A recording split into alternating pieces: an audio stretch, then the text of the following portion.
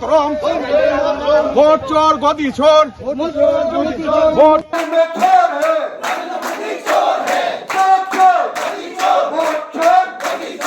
চলে গেছে।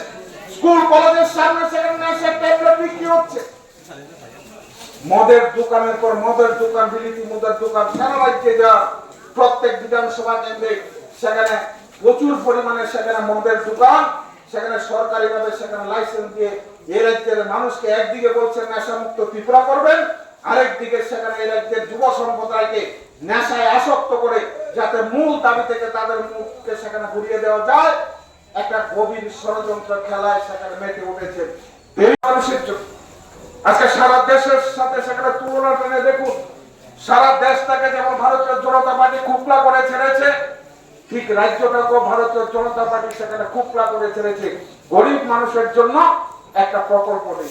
সারা দেশ দেখবেন ভারতীয় জনতা পার্টির বন্ধুরা বিভিন্ন সভায় দাঁড়িয়ে কংগ্রেসের বিভিন্ন জায়গায় দাঁড়িয়ে সেখানে কংগ্রেসের মুন্ডবাদ করছে, গান্ধী পরিবারের উপর সেখানে আক্রমণ করছে। লজ্জা করে না? গান্ধী পরিবারের উপর আক্রমণ করছে, কত বড় নির্লজ্জ বাহিয়াপনা!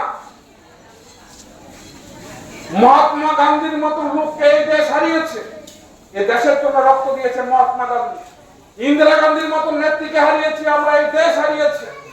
রাজীব গান্ধীর মতন তরুণ নেতাকে হারিয়েছে এই দেশ। তিনজন গান্ধী এই দেশের জন্য আত্মবলিদান দিলেন, আর ভারতীয় জনতা পার্টির বন্ধুরা গান্ধী পরিবারের বিরুদ্ধে সেখানে কুৎসাত্রটার আক্রমণ করে বলেন যে কংগ্রেস 70 বছরের দেশটাকে নাকি খুকলা করে দিয়েছে। সমস্ত কিছুই তো কংগ্রেস করেছে। এই দেশের যা কিছু দেখছে সমস্ত কিছু কংগ্রেসের তৈরি।